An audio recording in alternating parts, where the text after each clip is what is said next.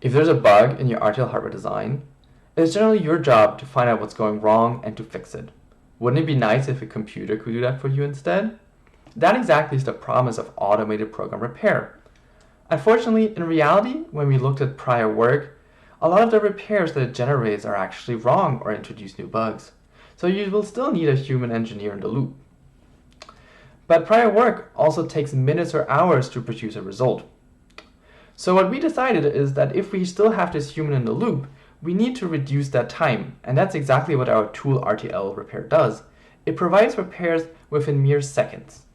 Now let's have a look at what that enables. Let's say we have a very simple circuit like this, we have a test bench, and we have a failure, where this counter is supposed to wrap around back to 0, but actually counts up to 2. Now of course, we could look at this code and investigate it, and probably within just a minute or two, find out what's going wrong and fix it. But we could also just run our tool, and it just takes 1 second on a regular developer laptop and will provide a repair. Now we plug in this repair and our circuit works. So thus it speeds up our development.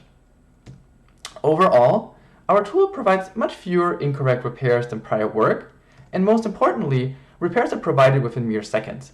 So it's always cheap for the developer to just run the tool, see if it comes up with a repair, and then look at the repair to see if it's a good repair. They don't have to wait minutes or hours. If you want to know how exactly RTL Repair actually works behind the scenes, please join us for our full-length talk.